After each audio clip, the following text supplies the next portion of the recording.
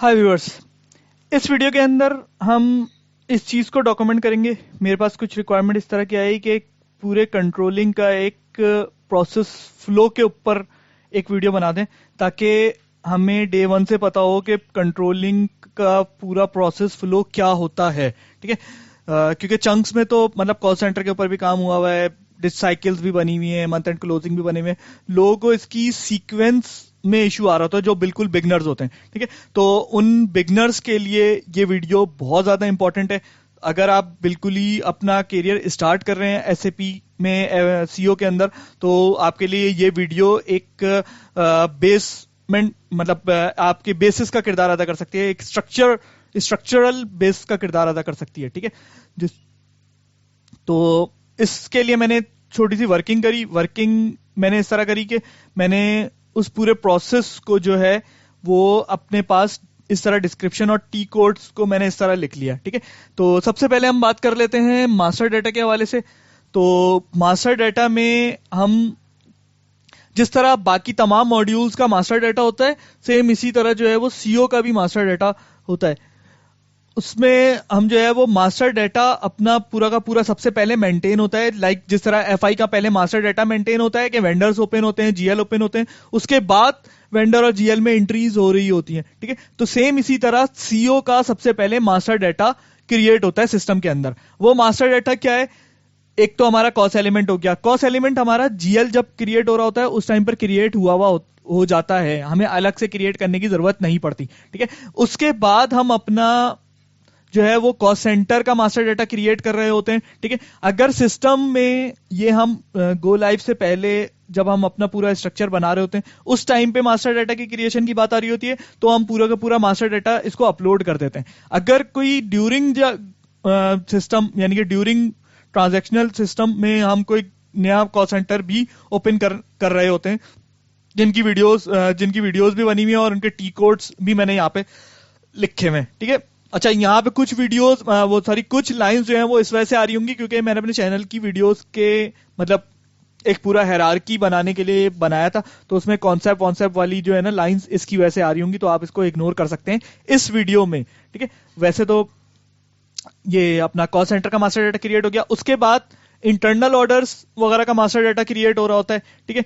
उन internal order उसके बाद प्रॉफिट सेंटर का मास्टर डेटा मेरा क्रिएट हो रहा होता है। ठीक है।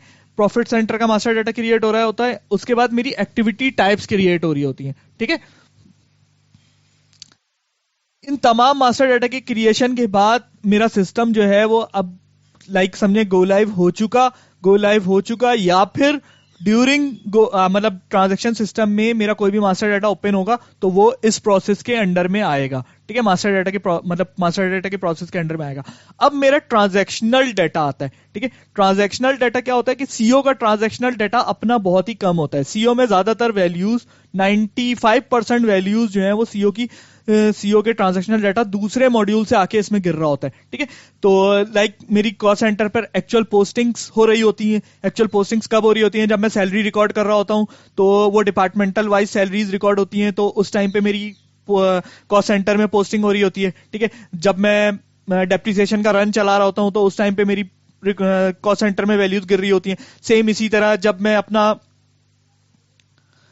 कोई भी बिल यूटिलिटीज का बिल वगैरह रिकॉर्ड कर रहा होता हूँ या कोई भी चीजें मतलब परचेजिंग या what ever repair and maintenance वगैरह के कॉस्ट रिकॉर्ड कर रहा होता हूँ, तो उस टाइम पे मेरा कॉस्ट सेंटर का डाटा जनरेट हो रहा होता है। ठीक है।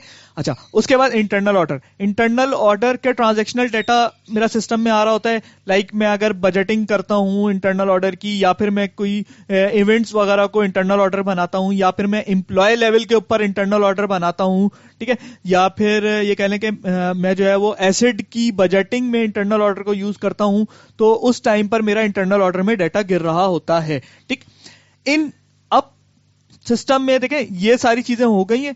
कॉल सेंटर का इंटरनल ऑर्डर और कॉल सेंटर और इंटरनल ऑर्डर में मास्टर डाटा गिर रहा है। ठीक है। अच्छा, अब मैं आ जाता हूं एक्टिविटी टाइप में। अच्छा, एक्टिविटी टाइप में क्योंकि मेरी सबसे पहले प्लानिंग अपलोड हो रही होती है या फिर आप कह लें कि सिस्टम में मैं एक्टिविटी के रेट्स इनपुट कर रहा होता हूं KP26 से, या फिर मैं इस प्रोसेस के थ्रू के KP06 से मैं अमाउंट डालता हूं, KP26 से मैं उसके यूनिट्स नंबर ऑफ आवर्स डालता हूं, और KSPI से मैं अपना प्लान रेट कैलकुलेट करवा लेता हूं, ठीक है। अच्छा, ये मैं क्यों कर रहा हूं?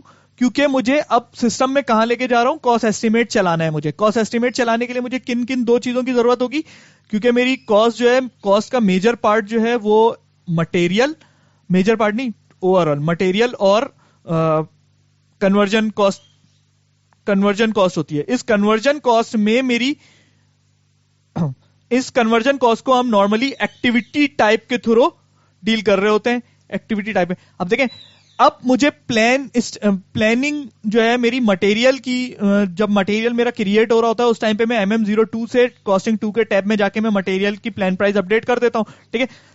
सेम अब क्योंकि मुझे कॉस्ट एस्टिमेट रन करना है तो मुझे उसके लिए दोनों की मतलब एक्टिविटीज सारी और मटेरियल, इनकी प्लान प्राइसेस चाहिए।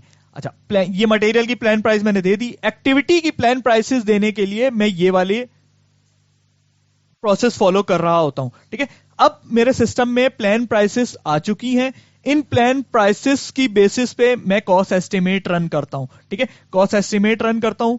इस कॉस्ट एस्टिमेट रन करने के लिए दो किस्म के मतलब प्रोसेस कह लें कि एक तो एक है मैं CK11N से सिंगल मटेरियल को एग्जीक्यूट कर रहा होता हूं और फिर CK24 से उसको मार्क या रिलीज कर रहा होता हूं, या फिर मैं CK40N से जाके मैं तमाम मटेरियल्स पर एक साथ ही कॉस्ट एस्टिमेट रन कर देता हूं, ठीक है। तो कॉस्ट एस्टिमेट का प्रोसेस रन होने के बाद इंपैक्ट ये होता है कि मेरे मटेरियल के ऊपर, तमाम मटेरियल्स के ऊपर स्टैंडर्ड प्राइस अपडेट हो जाती है। उस स्टैंडर्ड प्राइस के बेसिस पे थ्रू आउट द मंथ मेरा सिस्टम रन हो रहा होता है, ठीक है। चाहे मैं जब, अच्छा ये वीडियो थोड़ी लंबी होगी क्योंकि पूरा प्रोसेस मैं कोशिश करूंगा कि एक ही वीडियो के अंदर डॉक्यूमेंट हो जाए, ठीक है।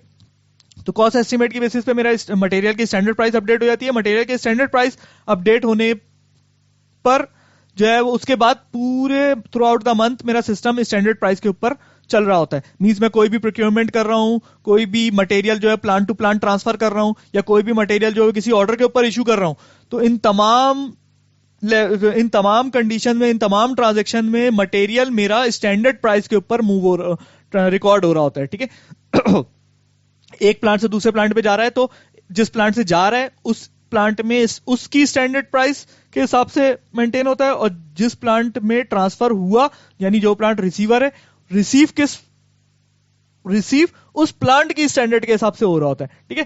तो ये चीज अगर क्लियर नहीं हुई तो यूं देख लें 2007, अगर मेरा एक मटेरियल इस प्लांट के ऊपर मेरा 10 रुपए का है, ठीक है, और इस प्लांट के ऊपर वही मटेरियल मेरा 12 रुपए का है, लाइक यूं समझ लें कि इस प्लांट से इस प्लांट पे जाता है तो 2 रुपए उसकी ट्रांसपोर्टेशन कॉस्ट हो जाती है, ठीक है।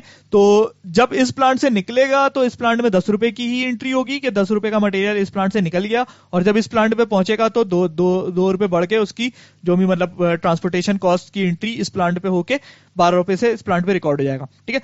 तो ये मेरा स्टैंडर्ड प्राइस की बेसिस पे ये इस किस्म की ट्रांजेक्शन हो रही होती है, ठीक है। फिर हमारा पूरा मंथ जो है वो पीपी वाले जो है वो ऑर्डर्स बनाते रहते हैं, ठीक है, और उन ऑर्डर पे ट्रांजैक्शंस करते रहते हैं। लाइक वो ऑर्डर्स मेरा कंबाइन ऑर्डर भी हो सकता है, प्रोसेस ऑर्डर भी हो सकता है, प्रोडक्शन ऑर्डर भी हो सकता है, ठीक है। तो हम अभी यहाँ पे प्रोसेस ऑर्डर से रिलेटेड बात कर लेते हैं। प्रोसेस ऑर्डर पर मेरी ट्रांजेक्शन कुछ इस किस्म की होती है कि मेरा प्रोसेस ऑर्डर क्रिएट होता है। अच्छा, ये पीपी की साइकिल है, ठीक है, मगर क्योंकि हमारी कॉस्टिंग में बहुत ज्यादा इंपैक्ट करती है इस वजह से हम इसको डिस्कस कर रहे हैं। ये मेरा प्रोसेस ऑर्डर क्रिएट होता है। इस प्रोसेस ऑर्डर के क्रिएट के बाद जो है वो मेरा प्रोसेस ऑर्डर के ऊपर मटेरियल इशू होता है।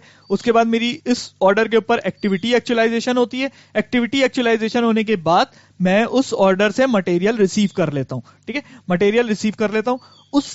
इन पूरे मंथ मेरा ये चीज चलती रहती है, मल्टीपल ऑर्डर्स बनते रहते हैं, उनके अगेंस्ट पे मेरा मटेरियल जो है वो प्रोड्यूस होके मेरा स्टॉक में आता रहता है। स्टॉक में आने के बाद मटेरियल मेरा सेल होता है, जो कि एसडी की साइकिल है, ठीक है। वो ऑर्डर टू कैश की पूरी साइकिल होती है कि वही मटेरियल जब मेरा सेल होता है तो उस टाइम पे क्या एंट्रीज वगैरह बनती है, ये हम जब एसडी के प्रोसेस को कवर कर रहे होंगे तो ये वाली एंट्रीज और उसके इंपैक्ट्स वगैरह हम वहां पर देख लेंगे, ठीक है।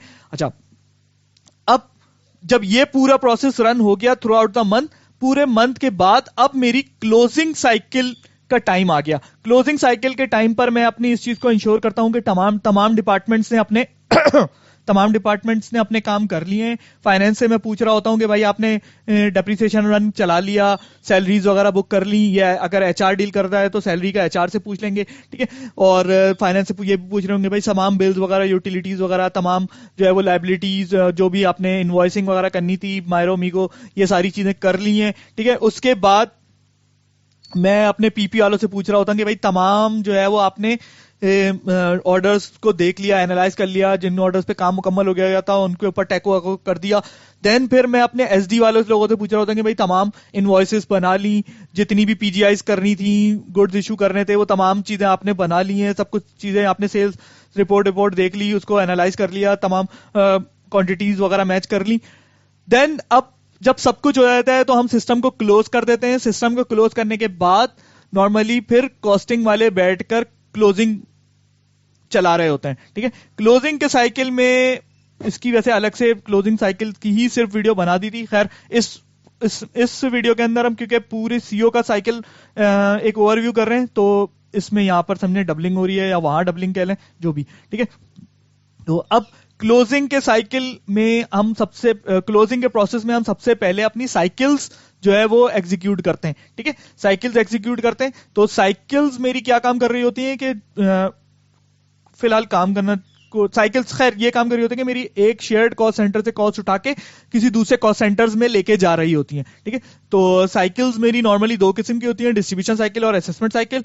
तो डिस्ट्रीब्यूशन और असेसमेंट के डिफरेंसेस की मैं अलग से वीडियो बना चुका हूं। यहाँ पे मैं सिर्फ एक छोटी सी ये एक्सप्लेनेशन कर दूं कि डिस्ट्रीब्यूशन में मेरा कॉस्ट एलिमेंट सेम रहता है। डिस्ट्रीब्यूशन में सिर्फ मेरा प्राइमरी कॉस्ट एलिमेंट के थ्रू ही जो है वो कॉस्ट ट्रांसफर हो रही होती है, मतलब वहां से कॉस्ट उठती है और उसी प्राइमरी कॉस्ट एलिमेंट में कॉस्ट गिर जाती है, कॉस्ट सेंटर चेंज होके, ठीक है। असेसमेंट में मेरा जो है वो primary cost centre receiver side पे यूज नहीं होता, उसके लिए मेरा सेकेंडरी कॉस्ट एलिमेंट यूज होता है, cost centre to cost centre transfer हो जाता है।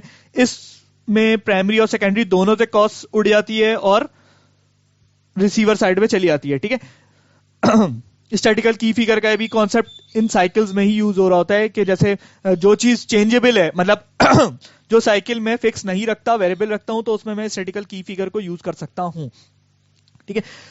इस साइकिल्स के चलाने के बाद मैं अपना एक्टिविटी की एक्चुअलाइजेशन का प्रोसेस रन कर रहा होता हूं। एक्टिविटी की एक्चुअलाइजेशन जो है वो मेरी इन 3 टी कोड्स के ऊपर बेस करती है। सबसे पहले मैं एक्चुअल कॉस्ट स्प्लिटिंग कर रहा होता हूं। एक्चुअल कॉस्ट स्प्लिटिंग में क्या बिहेव हो रहा होता है सिस्टम का, इसके कॉन्सेप्ट की वीडियो, इसको रन करने की वीडियो, ये सारी मैं अलग से बना चुका हूं, तो वहां से जाके रेफर कर लें, ठीक है। तो उसके बाद मैं एक्चुअल रेट कैलकुलेशन का टी कोड रन कर रहा होता हूं। इस लेवल के ऊपर मेरा एक्चुअल रेट कैलकुलेट हो जाता है, मगर किसी जगह पर वो अफेक्ट नहीं करता। इस लेवल के ऊपर जो मेरा यहां पर KSII पे रेट कैलकुलेट हुआ होता है, तो वो रेट मेरा तमाम ऑर्डर्स के ऊपर सिस्टम लेके चले जाता है, ठीक है। ये मेरी एक्टिविटीज जो है वो अब ऑर्डर के ऊपर एक्चुअल रेट के ऊपर हो जाती हैं, ये CON2 चलाने के बाद। इसके बाद मेरा कॉस्टिंग शीट एक्चुअलाइजेशन, अगर मेरी कॉस्टिंग शीट कॉन्फ़िगर हुई हुई है, यानी कि मैंने कुछ ओवरहेड्स अपने कॉस्टिंग शीट्स वगैरह से टैकल करवाए हुए हैं, तो मैं कॉस्टिंग शीट की एक्चुअलाइजेशन का प्रोसेस रन करता हूं।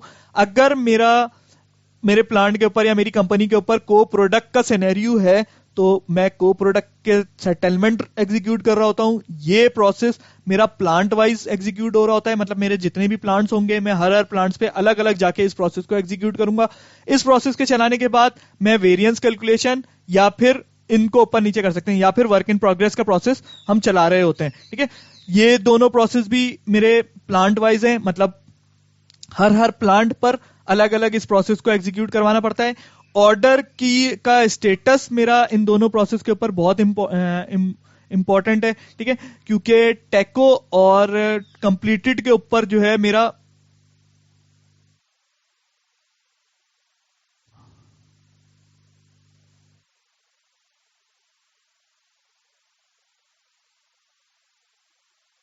ठीक है, पार्शियली कंफर्म और रिलीज के ऊपर जो है मेरा विप कैलकुलेट होता है, ठीक है, और डिलीवर्ड या टेक्निकली कंप्लीटेड के ऊपर मेरा वेरिएंस कैलकुलेट होता है, ठीक है। उसके बाद मैं सेटलमेंट का प्रोसेस रन कर रहा होता हूं। सेटलमेंट का प्रोसेस भी मेरा प्लांट वाइज चलता है, हर प्लांट पे मुझे अलग अलग सेटलमेंट का प्रोसेस एग्जीक्यूट करना होता है। देन सबसे आखिर में फिर मेरा एमएल का प्रोसेस एग्जीक्यूट होता है और एमएल चलाने के बाद मैं अपना पीरियड जो है वो क्लोज कर देता हूं और मटेरियल का पीरियड वगैरह की भी जो भी चीजें होती है, मटेरियल का पीरियड एमएल से चलाने से पहले ही करना पड़ता है मुझे ना, क्योंकि बल्कि हुआ ही होता है, क्योंकि नॉर्मली हम 4 या 5 तारीख को या 3 तारीख को क्लोजिंग कर रहे होते हैं तो मेरा नया पीरियड ओपन हुआ होता है। अगर मैं टेस्टिंग वगैरह के दरमियान में अगर आप किसी अपने डेमो सर्वर डेव्स वगैरह या क्यूएस वगैरह के ऊपर क्लोजिंग करने जा रहे हैं तो ये मेक श्योर कर लें कि आपका नेक्स्ट पीरियड ओपन हुआ है, क्योंकि एमएल जो है वो आपका जैसे 5वें पीरियड की आप एमएल चला रहे हैं तो एमएल 6ठे पीरियड में भी एंट्री मार रहा होता है, तो 6ठा पीरियड ओपन होना जरूरी है। ठीक है, तो ये मेरा पूरा कंट्रोलिंग का फ्लो है। उम्मीद है इस वीडियो से आपको सिर्फ एक एंड टू एंड साइकिल की पिक्चर मिल गई होगी। मैं एक्सपेक्ट नहीं कर रहा कि इसमें अलग अलग पूरे प्रोसेस को, क्योंकि एक्सप्लेन करना बहुत ज्यादा टाइम टेकिंग होगा, वो पॉसिबल भी नहीं है। ठीक है, तो इस वीडियो में सिर्फ एक पिक्चर ये है कि पूरा फ्लो क्या होता है। उम्मीद है आपको वीडियो पसंद आई होगी। Thanks for watching.